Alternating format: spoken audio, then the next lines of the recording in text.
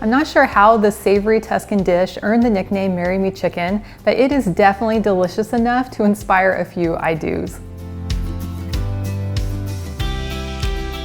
I'm excited to show you how easy it is to make this nutrient-dense dinner that is sure to become a staple in your menu. I'm giving it a healthy twist by using cottage cheese and coconut milk to make a rich and creamy sauce.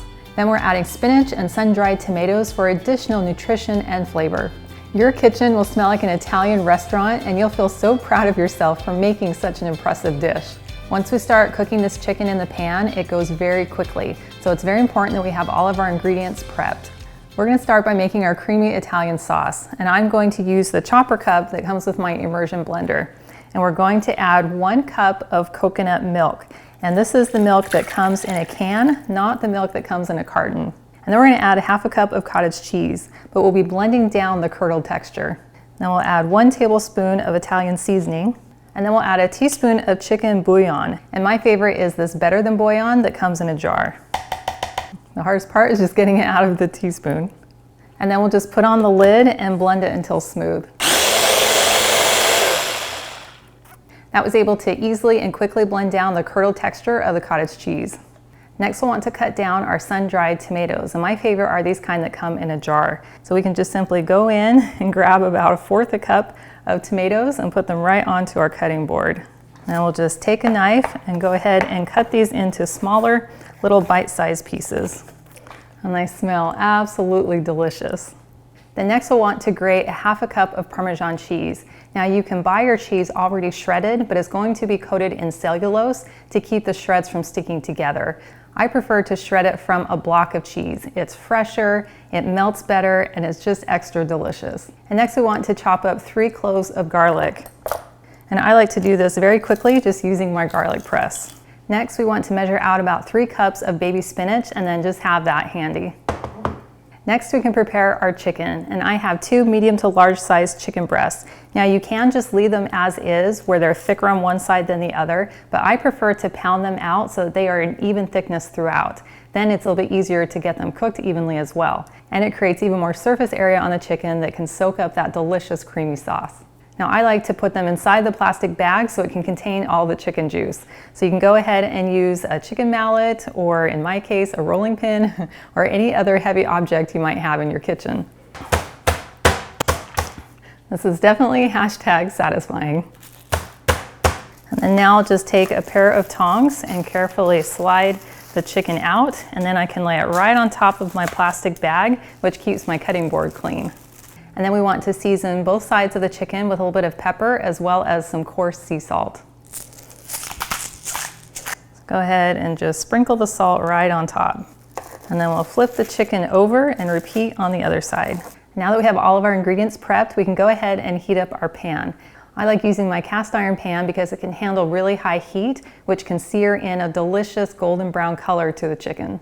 Now our first step is to get some color on both sides of our chicken. We're not as concerned with cooking it all the way through. So we want to wait until our pan is on high heat so that we can get an instant sizzle on our chicken. So now we want to add about 2 tablespoons of some olive oil for the chicken to begin cooking in. That is nice and hot, so we'll go ahead and lay in our chicken. We want to lay away. Ooh, that sizzle is exactly what we want to hear.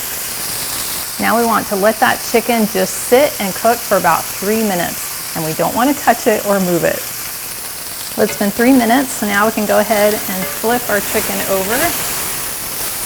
Ooh, we have some nice golden brown color on that side.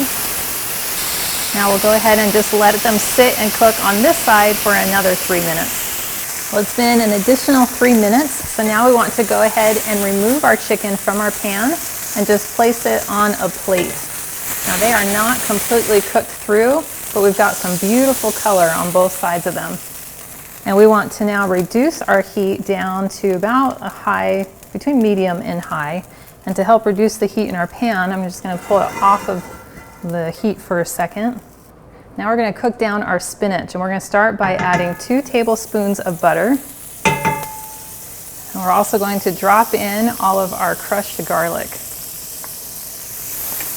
We'll just quickly stir those around.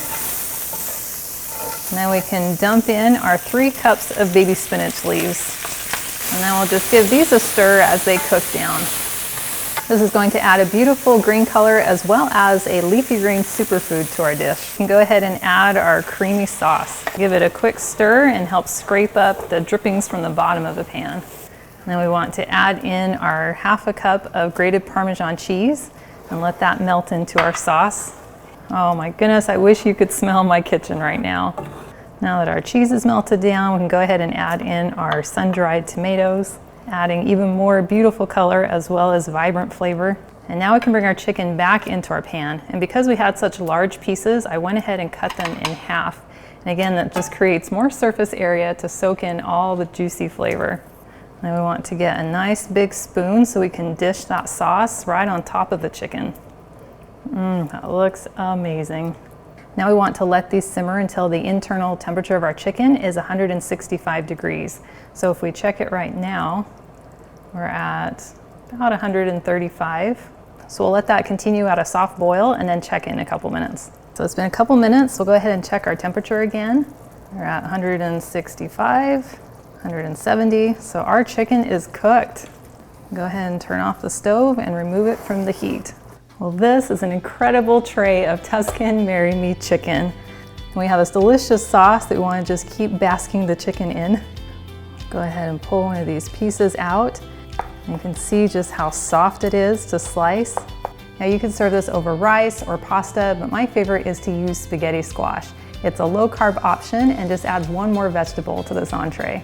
Go ahead and just scoop these slices right on top of my noodles. And then of course, we need to add some more of this delicious cottage cheese coconut milk sauce.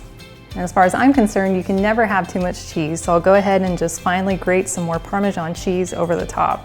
And then we can also add just a few finely chopped pieces of basil, just to add a little bit more flavor and color. Now for the best part.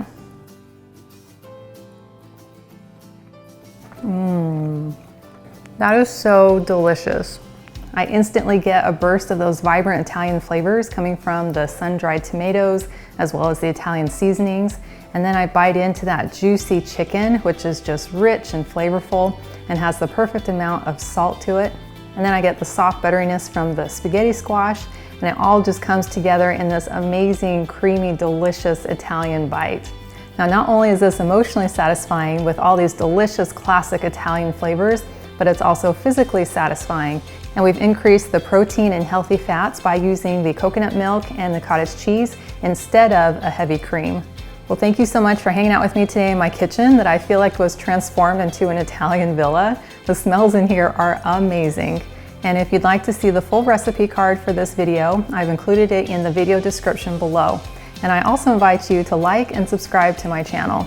And if you know someone else who you think would love to have a delicious Tuscan meal, or maybe they need a little bit of encouragement with a marriage proposal, you can share this Marry Me Tuscan chicken recipe with them. And I cannot wait to have you hang out with me again in my kitchen next time.